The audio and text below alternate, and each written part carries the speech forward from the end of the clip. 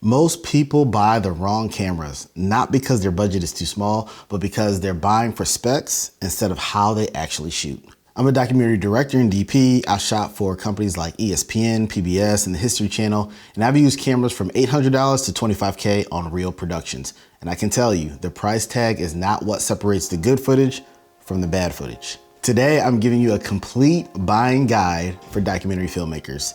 3 tiers: entry, intermediate, and professional. At every level, I'm gonna give you 3 picks: the best used camera, the best new camera, and a wild card that nobody's talking about.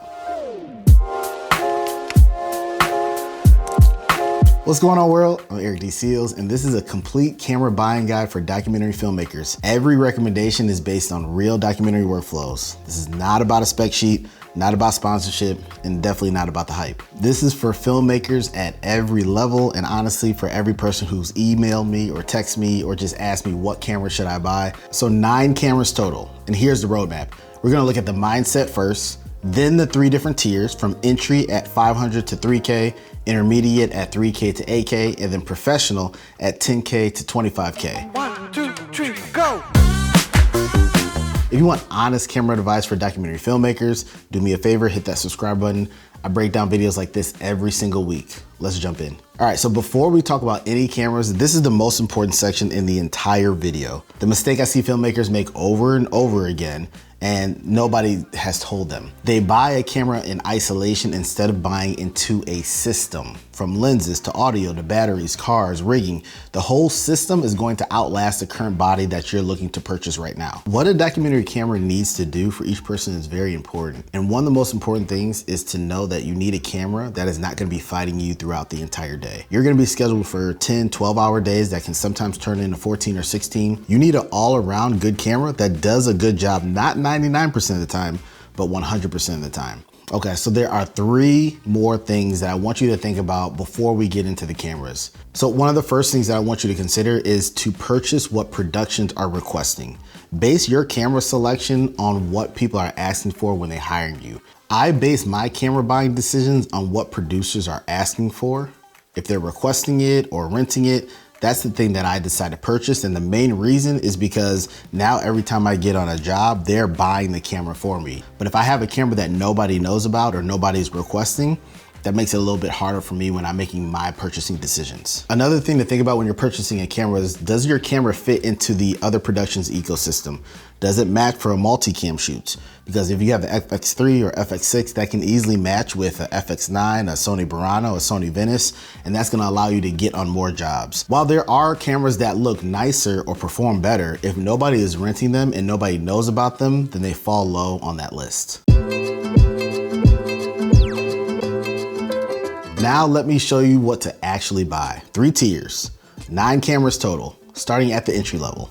First up is one of my favorites, the Canon C100 Mark II. You can get this camera used at around $800. So this thing is a true cinema camera with built-in NDs, XLR audio, the Canon color science, which is hands down one of the best, all at $800. One of the first cameras that I bought in the Canon cinema line was the C100. It's one of the best hybrid cameras between a DSLR and a cinema camera at the time. The specs were never amazing on the camera, but if you looked at the image, you were always pleased. And so I think that's an important thing to keep in mind, that it's not always about specs. I think one of the faults we have as camera operators or cinematographers is we're always looking for a new camera. But the value, just like a used car that you're gonna get off of a camera that's a few years old, is going to be very important for you to be able to learn and level up. And I think that's an important thing that people need to understand. These cameras at this price point is about you learning how to use a camera so that you can apply those skills when you get a larger camera or a more expensive camera in the future. So the trade-off with this camera is it's only 1080p.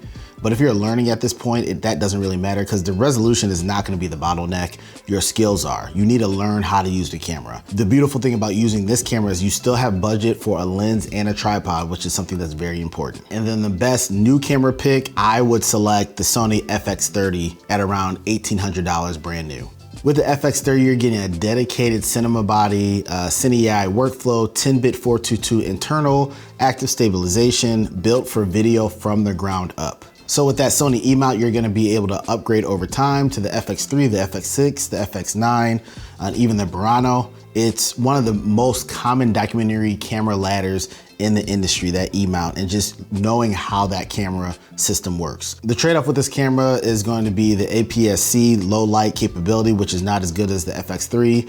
The top handle is something that you're gonna need if you wanna add XLRs, but nothing else is going to beat the price, and it's going to give you on a great upgrade path if you want in the future. All right, then the wild card. I would heavily consider looking at the Blackmagic Pixis 6K, around $2,500 to $3,000 depending on where you're looking at it and when you're getting it. Blackmagic is known for filling their cameras with all types of features. This is a full frame 6K. You can get Blackmagic RAW. It's a box style cinema camera, so you can rig it up in different ways.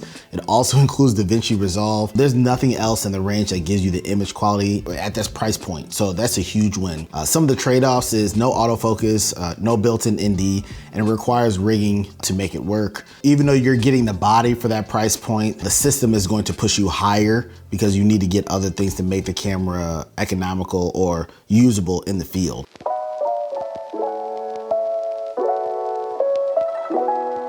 All right, so that was the entry level, and now we're about to move to the intermediate tier, which is cameras between $3,000 and $8,000. I personally shot on all three of these cameras that I'm about to recommend. So this is where I've done most of my work over the years. So first up is one of the tried and true documentary cameras of all time, the Canon C300 Mark II.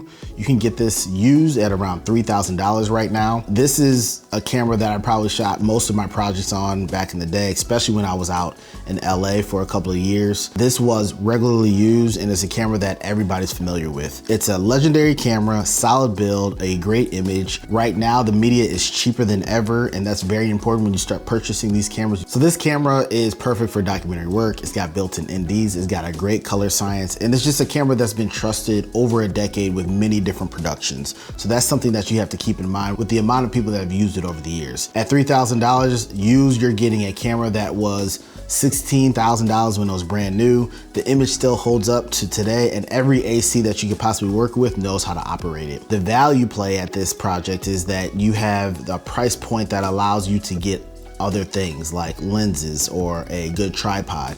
This whole system now allows you to go out and start to do the work right away instead of just having a camera by itself. All right, the best new pick, many people probably won't be surprised, but I still think the Sony FX6 at around $6,000 brand new is one of the best new cameras that you can buy in this camera tier. It's hands down one of the best cameras any manufacturer has ever made.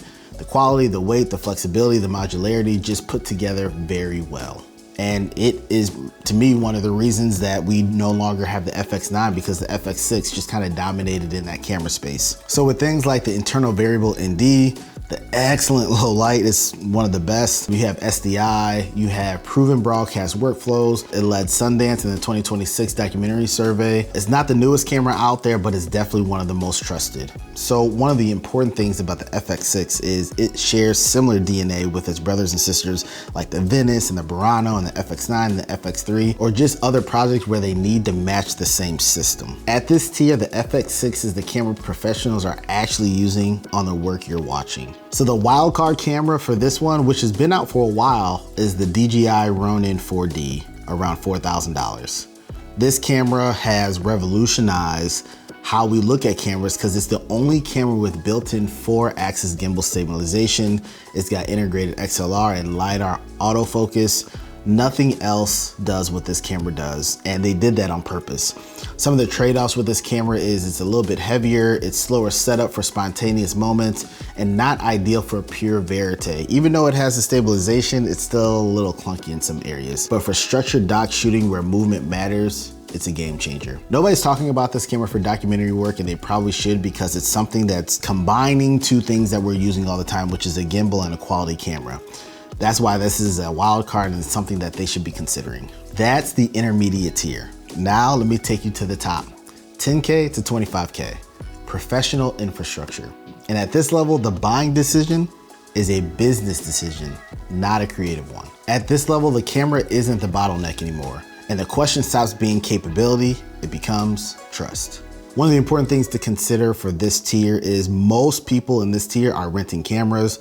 And even the price point that I put in this one is there are cameras that are more expensive than 25K that you can purchase, but I'm gearing this towards people who possibly might want to purchase their own camera in this camera range.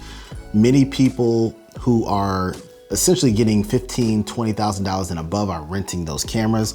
But for some of us, we have the ability to purchase these cameras. The important thing to keep in mind is that if you purchase any of these cameras, does not mean you're gonna automatically start to get the work.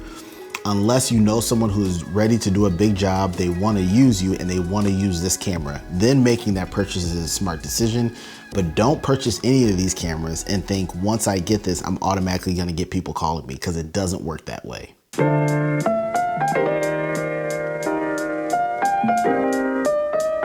All right, so starting it off, we're looking at our used pick, which is hands down one of my favorites.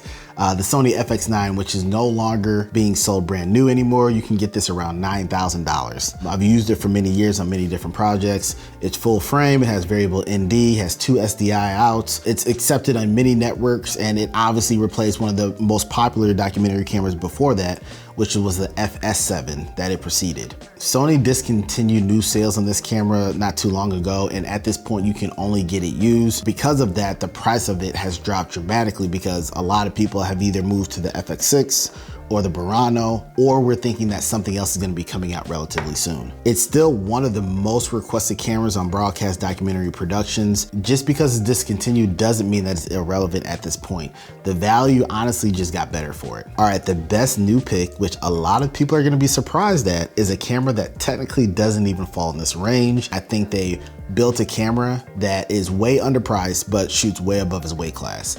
And that's the Canon C400. So this does not fit within the $10,000 to $25,000 range. If you look between $10,000 to $25,000, there's actually not too many options. It's a big gap where camera manufacturers aren't placing cameras price point wise in this range, and there's a reason for that. And so that's why I think the C400, if you're looking for a camera that's a little bit more expensive, I think you should consider looking at the C400 that's a little cheaper, and you can invest in other things like glass, tripod, and other things that you might use for your documentary field work.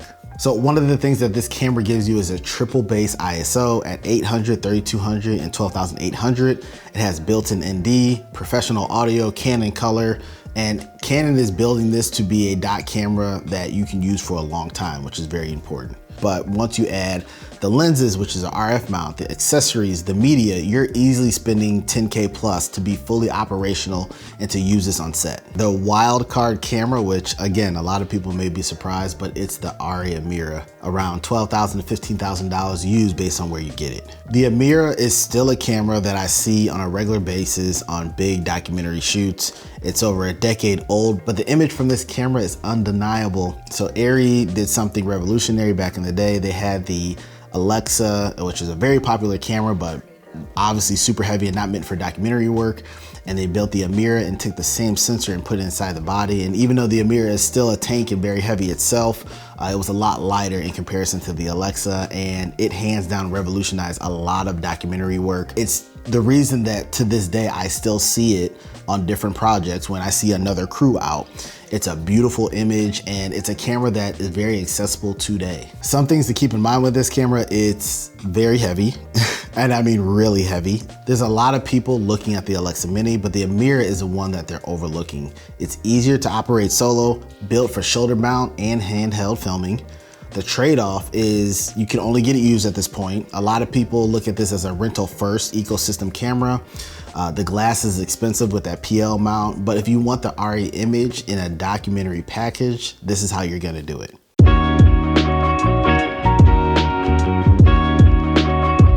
There is no perfect camera and there is no right camera. The only way you start to decide what works best for you is to actually try to use these different pieces of gear. Whether it be your friend, whether you rent it, you need to get your hands on it and put it in the field, because each camera is suitable for how someone films a scene. So a big side note for anybody, you don't have to be perfect when you're making a camera selection, number one. The difference between camera A and camera B is very small at this point. And so even if you get it slightly wrong, it's not the end of the world. Number two, you need to use the power of renting a camera. Put some budget to the side and go and rent these cameras and have your own type of shoot. I would almost suggest don't have a shoot for a client, but like make up your own spec shoot, because this will allow you to test out the camera, slow it down, and there's not a lot of pressure since you haven't used it before. Honestly, being in the field with a camera for one day is going to answer the question for you. And that's something that I can't answer or nobody else can answer for you. The cameras are just the starting point. Your system, your skills, and your relationships are what actually determine the quality of your work. Here's my challenge for you. Whatever tier you're in, run your next camera decision through these 3 different questions. Does it fit my system?